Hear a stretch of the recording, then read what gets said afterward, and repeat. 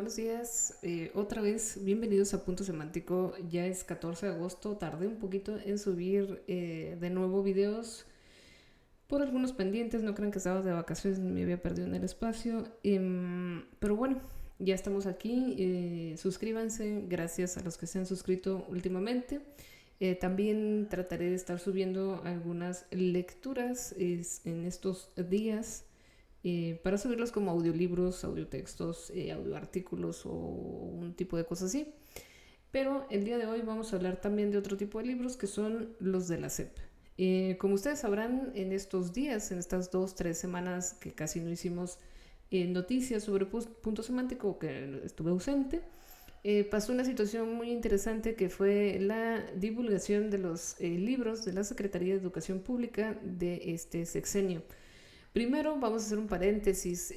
La creación, el desarrollo de libros, la verdad es que lleva muchísimo tiempo para poder desarrollarlos de forma adecuada. Y si no hay el recurso suficiente o el personal suficiente, aunque haya el recurso, a veces es muy, digamos, difícil elaborar estos libros y publicarlos en tan poco tiempo. Supongamos que estos libros los empezaron a hacer hace algunos, digamos, 3 años. Tienen solamente un proyecto de desarrollo de 3 años, considerando que son 9 grados en total, si hablamos de primaria y secundaria. Aún así, son 6 grados de primaria, es muy difícil la creación de todos estos libros, no es una justificación, pero cada sexenio siempre pasa algo muy similar, que es que los libros traen errores. Incluso en el sexenio anterior hubo encuentra las ciento y tantos errores que hay en el libro de la SEP, porque de verdad eran muchísimos. Entonces, cuando hablemos de los libros de la SEP, hay que tener mucho cuidado sobre desde qué perspectivas lo hablamos, porque podría terminar siendo político más que en el aspecto educativo. Por otro lado, como ustedes pueden ver, la mayoría de los libros que lanzó la SEP son de proyectos escolares. No precisamente hablamos de un material didáctico per se para los niños, sino que hablamos más de cómo los docentes tienen que aplicar sus estrategias, técnicas y actividades para poder hacer una clase que pueda ser de buen uso o de buena, digamos, método o metodología de la clase. Entonces, hoy en día el profesor no solamente tiene que preparar la clase, sino que ya le quitaron su libro didáctico en gran medida, que era poder dar el libro para hacer algunas actividades, ya que los niños y jóvenes en realidad tienen mucha energía y mucho tiempo, y a veces solo con proyectos no basta, incluso puede ser aburrido solo trabajar con proyectos educativos. Este tipo de proyectos ya se trabajaban desde el sexenio pasado. Lo que sí es que yo no los he visto de forma física, pero sería muy interesante hablar sobre un análisis sobre estos libros de la Secretaría de Educación Pública para entender mucho mejor lo que está pasando. Bueno, a partir de esto, este preámbulo, se dice que en el Congreso, Chihuahua pide a la CEPTES clasificar estudios sobre los libros de textos. Esto me parece muy interesante, pero que no se ha hecho con libros anteriores y que también, como ya les comentaba, había errores en otros libros. Aunque sigue siendo importante desclasificar este tipo de estudios, podría ayudarnos muchísimo para entender mejor la problemática, y por eso el Congreso del Estado de Chihuahua pide a la Secretaría de Educación Pública la desclasificación de información reservada. Por ejemplo, cuando se evalúan estos libros, digamos por jueceo de expertos, pues tendremos que ver qué tipo de jueceo recibieron, qué se evaluó y cómo resultaron esos estudios y qué recomendaciones les dieron. En este sentido, me parece también que los libros de la SEP un tanto también son una discusión política, porque ya estamos a menos de un año de que Presidencia deje su puesto, y esto hace que deba tratar de presentar resultados ante su sexenio, su gobierno. Entonces sí es complicado hablar de este tema, sin embargo me parece interesante que el Congreso del Estado de Chihuahua pues demande desclasificar esa información reservada. No son ovnis, simplemente son información de libros. Y hablando de ovnis, bueno, eso no lo puse ahorita, pero pues sí, también resulta que existen los ovnis, y ya luego estaremos hablando de cómo progresa esa información sobre la desclasificación de ovnis en Estados Unidos. Que se están pasando muchas otras cosas, pues sí, pero me parece también que es relevante ver este tipo de temas. Y bueno, aparte de que Chihuahua demanda la desclasificación de los libros de la SEP, Resulta que la SEP manda un mensaje directo a aquellos estados que no repartirán libros y les dice, es un derecho de niñas y de niños. La SEP ha estado en medio de esta discusión de los libros gratuitos y su declaración es que es un derecho que los niños reciban los libros y me parece que eso sí es cierto. Al final de cuentas, los libros ya están hechos y se deberían distribuir y conforme los docentes revisen los libros y los planes y lo que pueden hacer con ellos, decidir si llevan a cabo este desarrollo educativo o no, porque no hay más libros. Entonces, creo que es parte del derecho de los niños y las niñas en México recibir todos los libros, así de simple. En otra nota, desgraciadamente ya hay una serie de personas que ya no están con nosotros por incendios en Hawái. Lo peor dicen que están por venir porque ya hay una previsión de 1000 personas desaparecidas en Hawái y que solo han podido revisar 3% del área dañada por los incendios. Esta es una fotografía que acompaña a esta situación. Y mientras en otros lugares no presentamos tanto calor como en otros años, en estos lugares como Hawái, que no pasaba antes, pues están teniendo incendios importantes como lo fue en su momento Australia, si no mal recuerdo, que también hubo un movimiento por ahí de personas del mundo de Hollywood atendiendo pues también económicamente las necesidades que hubieran en Australia sobre los incendios. Dicen, ninguno de nosotros sabe realmente su tamaño todavía, hablando digamos, de los daños del incendio en Hawái. ¿Quién recordó? Dice Pelletier, o bueno, no sé cómo se pronuncia aquí.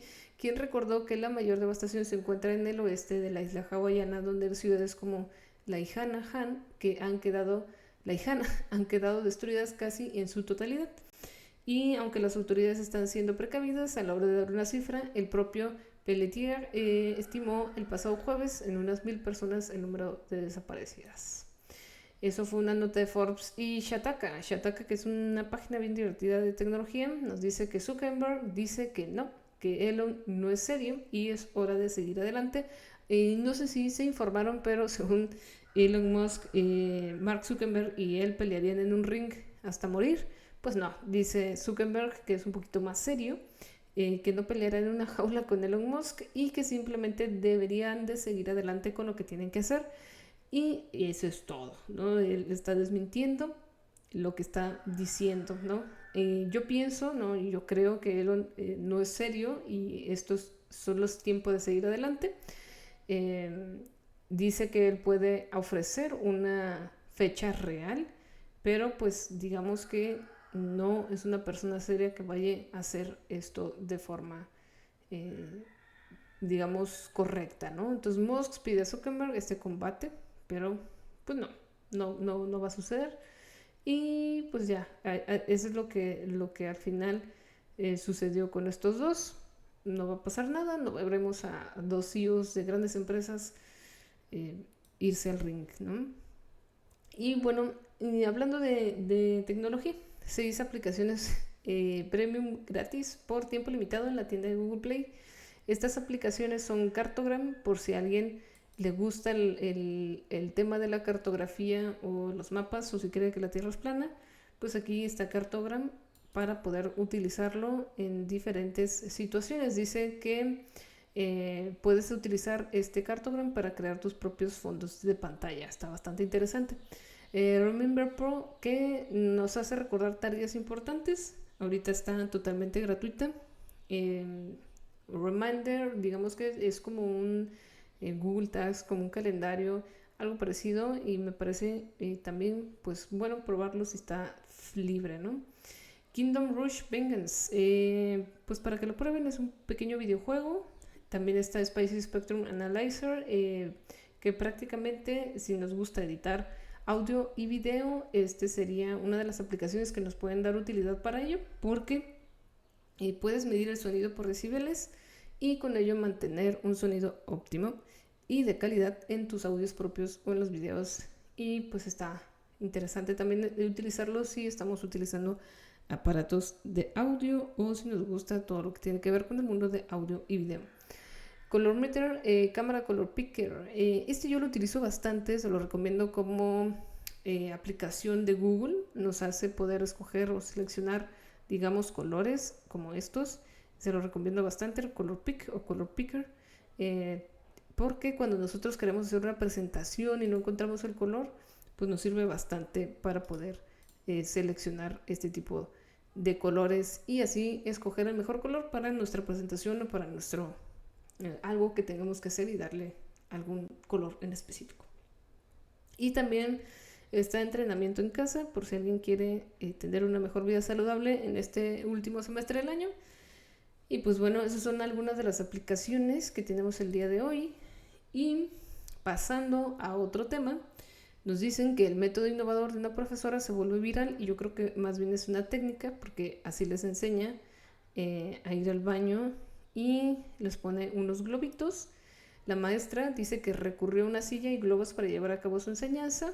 Se mostró cómo empezar a emplear una pieza de papel de mayor tamaño para realizar limpieza en 3 o 2 ocasiones y utilizó los globitos como una forma didáctica y divertida de hacer esta práctica. Me parece bastante ilustrativo e importante porque muchas veces en casa no se les enseña correctamente a hacerlo, sino que le enseñan otros adultos.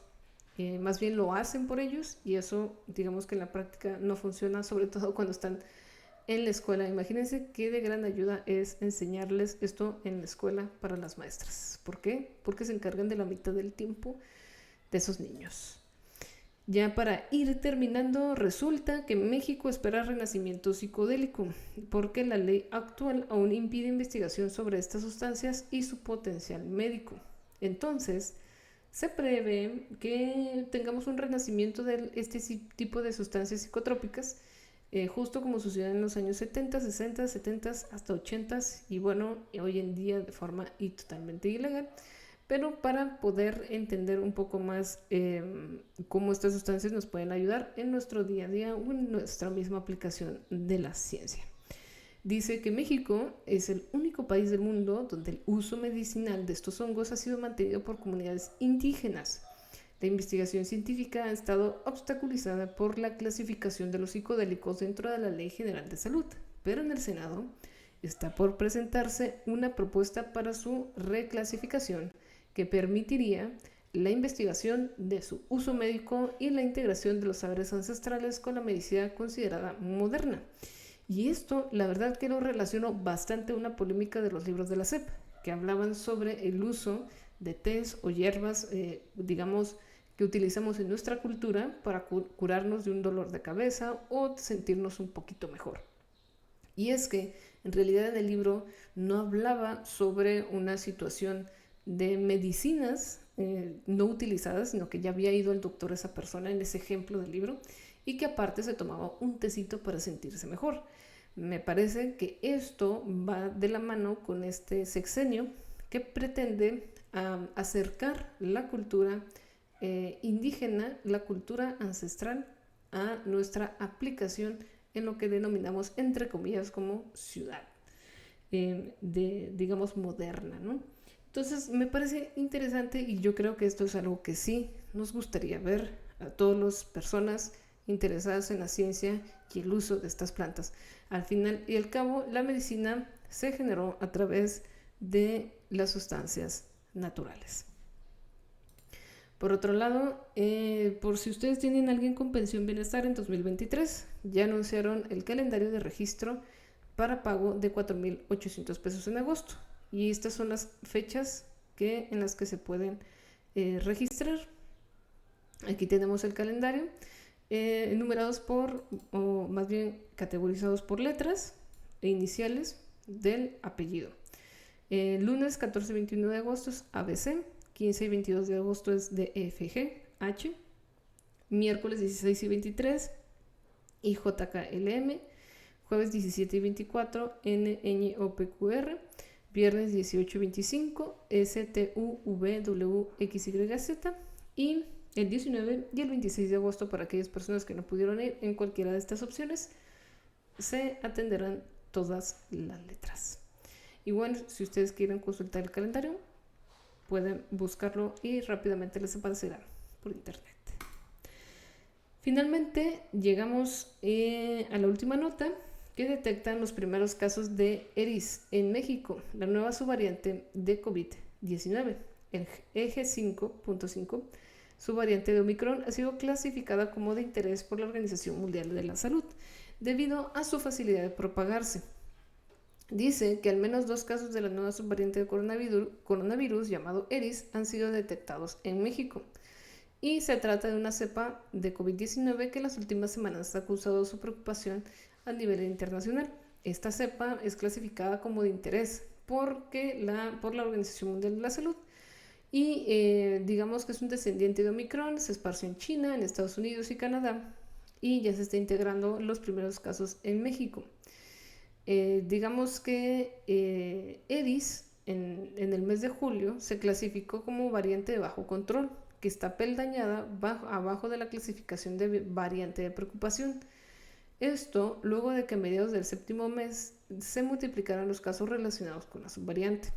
Además, la OMS sigue recomendando a las personas con alto riesgo que utilicen mascarilla en lugares concurridos, que se apliquen las vacunas de refuerzo y que garanticen una ventilación adecuada en el interior. Aún así, digamos que nos mantenemos al pendiente de las variantes que se están dando en México. Pues bueno, eso fue todo por el día de hoy en Punto Semántico. Gracias por suscribirse, gracias por seguirme y nada, nos vemos el día de mañana con algunas otras notas del mundo. Bye.